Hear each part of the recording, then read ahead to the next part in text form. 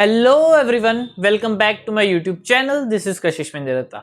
हमारा आज का क्वेश्चन है वर्ड बोगल। ठीक है, उसमें क्या होगा, हमें डिक्शनरी दी होगी, ए सेट ऑफ वर्ड्स। ठीक है, जैसे हमें दो वर्ड्स दिए, दिस एंड चेस। ठीक है, हमें क्या है कि देखना है कि वो वर्ड्स इस मैट्रिक्स में है कि नहीं। ठीक है, अब रूल्स क्या है फाइंड करने के, कि जैसे मैंने कोई एलिमेंट फाइंड किया है, जैसे मैं दिस फाइंड कर रहा हूं। ठीक है, तो मैं क्या है कि सबसे पहले इधर टी देख रहा हूं। ठीक है, टी इधर मिल गया। फिर जो मैं नेक्स्ट करेक्टर देखूंगा वो इसके एडजेसेंट देखूंगा। ठीक है, तो ये 4 और ये डायगोनल भी। ठीक है, तो मतलब क्या है कि इसके एडजेसेंट पे फिर एच होना चाहिए।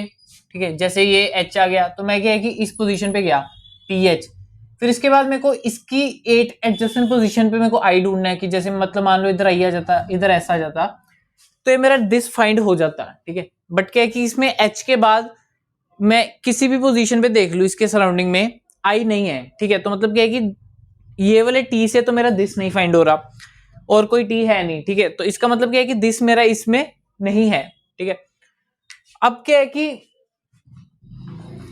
इसकी टेक्निक क्या रहेगी फाइंड करने की। ठीक है, एक तो ये भी चीज है कि जैसे मैं टी से एच गया तो मैं वापस से दोबारा नहीं आ सकता। ठीक है, कि मान लो मैं टी से एच गया। ठीक है, मेरा वर्ड होता है टी एच टी। ठीक है, तो मैं टी से एच गया, अब मैं वापस एच से टी फाइंड नहीं कर सकता, क्योंकि एक वर्ड एक ही बार आ सकता है, एक करेक्टर एक वर्ड में एक ही बार आ सकता है। ठीक है, तो क्या है कि इस केस में नहीं होगा, मेरे को कोई दूसरा टी फाइंड करना होगा। ठीक है, मतलब क्या है कि अगर कोई मेरा वर्ड बन रहा है, ठीक है, तो क्या है कि वो इंटरसेक्ट नहीं करना चाहिए, मतलब रिपीट नहीं होना चाहिए कोई करेक्टर। ठीक है, अब क्या है कि मैं कैसे फाइंड करूंगा, तो कैसे फाइंड करेंगे वो हम एक बार चेस की एग्जांपल से देखते हैं। ठीक है, हम क्या है कि चेस फाइंड करने की कोशिश करते हैं। तो सबसे पहले हम कैसे फाइंड करेंगे, हम मैच करने की कोशिश करेंगे first character.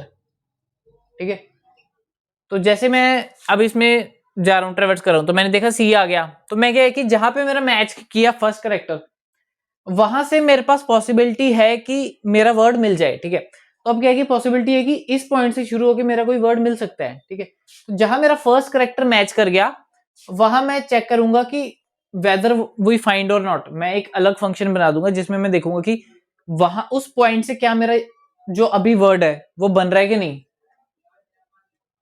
Check if word found. ठीक है, अगर तो मिल गया, ठीक है, अगर तो मेरा इसी सी से चेस मिल जाता है, ठीक है, तो ठीक है। नहीं तो फिर क्या है कि मैं सी की अगली अकरेंस देखूंगा। सी की अगली अकरेंस क्या है कि ये। ठीक है, अब क्या है कि ये अकरेंस देखते हैं, तो सबसे पहले आया सी, फिर नीचे मेरे को मिल गया एच, फिर ई, फिर इसके बाद मेरा आगे कहीं नहीं जा रहा। ठीक है, बट क्या है कि ये वाला ई हटा के अगर मैं ये वाला ई चूज करता फिर, तो ये मेरा बन जाता C H E S S. ठीक है, तो मतलब क्या है कि सबसे पहले मेरे को क्या करना है, फॉर एवरी वर्ड। ठीक है, मेरे को जितने वर्ड्स फाइंड करने हैं, मैं क्या करूंगा, फॉर एवरी वर्ड। ठीक है, फॉर एवरी वर्ड, लेट से ये डिक्शनरी है वर्ड्स की। ठीक है, तो आईएथ वर्ड मेरा क्या हो गया, वर्ड ऑफ आई।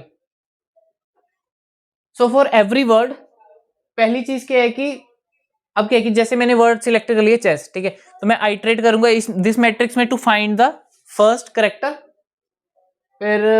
फिर यहां देखेंगे मैच फर्स्ट करेक्टर,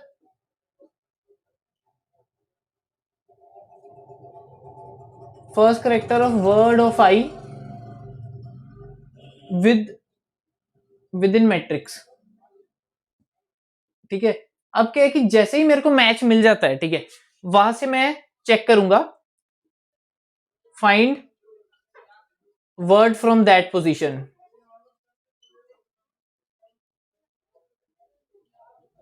ठीक है, तो पहले मैं हर वर्ड के लिए आइटरेट करूंगा, फिर क्या है कि मैं इसमें जाऊंगा। ठीक है, जैसे ही मैंने वर्ड सिलेक्ट कर लिया था, ठीक है, उसका मेरे को फर्स्ट अक्रेंस कहीं मिल जाती है। ठीक है, फिर क्या है कि मैं वहां से फाइंड करूंगा वर्ड फ्रॉम दैट पोजीशन। ठीक है, अगर तो मेरा वर्ड मिल जाता है, ठीक है, जैसे मेरे को यहां से चेस मिल गया, ठीक है, ऐसे मिल गया, ठीक है, ऐसे ये भी मिल जाता था, बट क्या है कि पहली बार जब मेरे को चेस मिल गया, तो क्या है कि मैं दोबारा इस तरह नहीं आऊंगा। ठीक है, मतलब क्या है कि ये लूप लग रही थी मैट्रिक्स पे to check the first occurrence. ठीक है, बट अगर कोई भी अकरेंस है, मेरे को ये वाली अकरेंस से मिल गया चेस, ठीक है, तो फिर मैं सेकंड अकरेंस नहीं जाऊंगा। ठीक है, वहां पे मैं ब्रेक कर दूंगा। तो मैं क्या करूंगा, find a word from that position.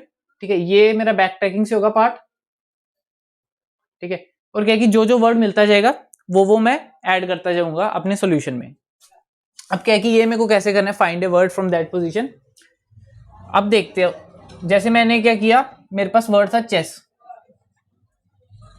मेरा सी मैच हो चुका था, ठीक है।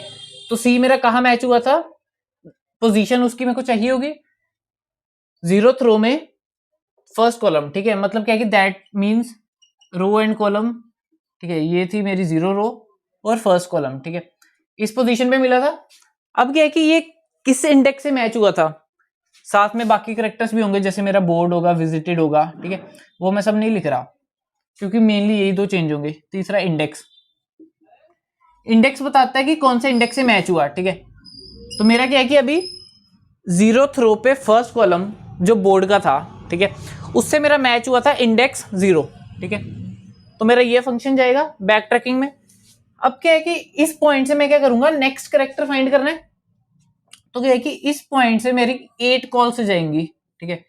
8 calls denotes all the adjacent sides, ठीक है, 4 5 6 7 8, ठीक है।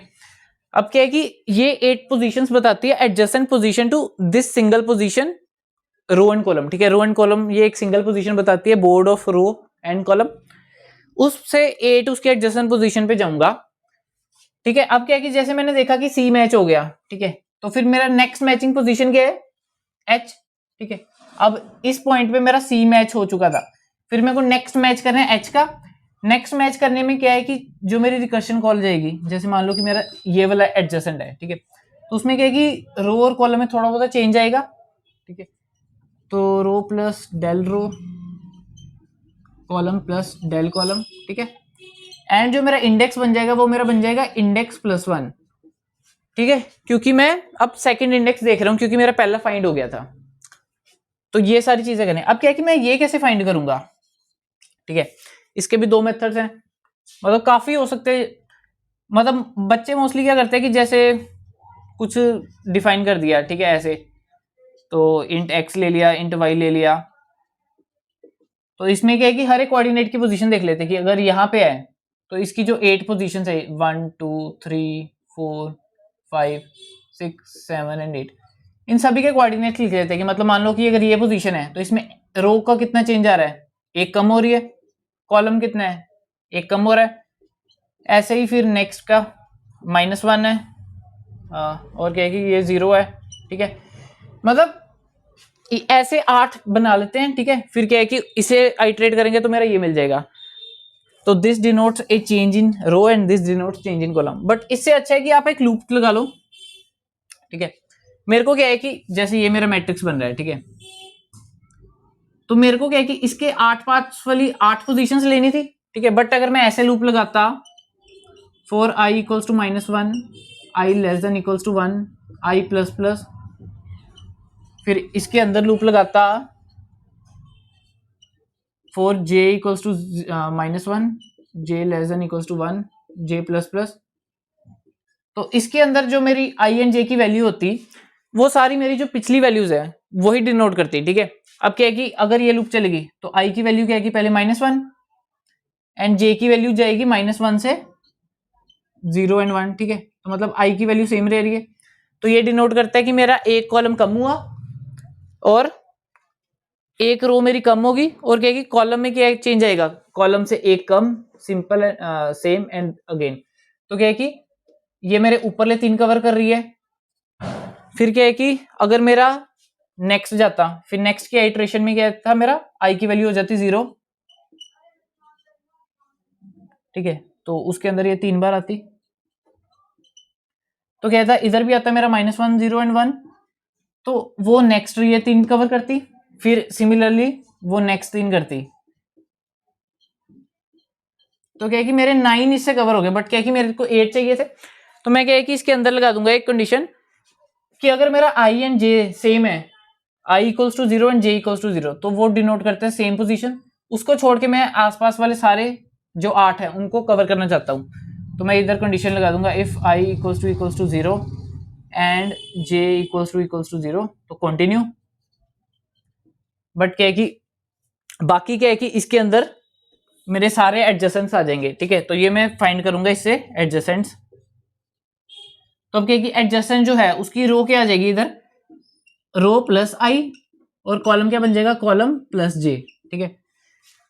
इसके अंदर क्या है कि रो प्लस आई मेरी बन जाएगी new row, and column plus J new column, ठीक है। तो ये था कि मैं रिकर्शन कैसे लगाऊंगा। अब क्या है कि रिकर्शन में मैं थोड़ी सी बेस कंडीशंस देख लेता हूँ, ठीक है। कि ये तो हो गया मैं रिकर्शन कॉल कैसे लगाऊंगा, ये हो गया एडजेसेंट कैसे फाइंड करूंगा, ठीक है। अब क्या है कि कैसे मेरे को मैं फाइंड करूंगा, वो मेरा बेस कंडीशन से होता है, ठीक है। तो बेस कंडीशन इसके लिए क्या लगेगी, इसको मैं रब कर देता हूँ। तो मेरे पास ये 3 थे, ठीक है। अगर मेरा इंडेक्स बन जाता है वर्ड लेंथ के इक्वल,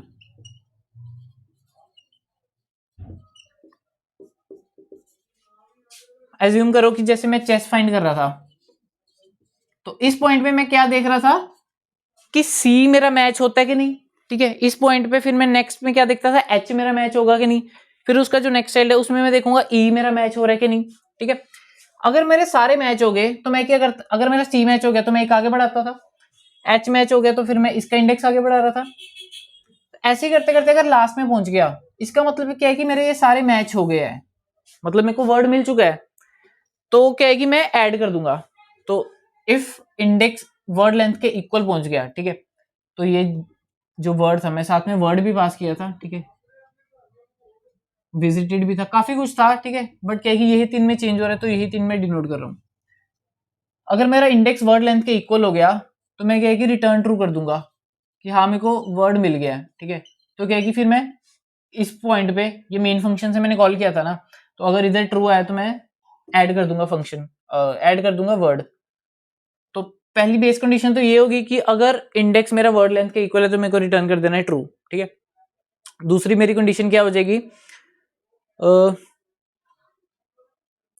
दूसरी मेरी कंडीशन हो जाएगी, दूसरी क्या कंडीशन होगी, हाँ, कि अगर मैं जा रहा हूं, जैसे मैंने क्या किया, इससे 8 कॉल्स की, ठीक है। इसमें क्या है कि कई वैलिड कॉल्स होंगी एंड कई इनवैलिड कॉल्स होंगी, ठीक है।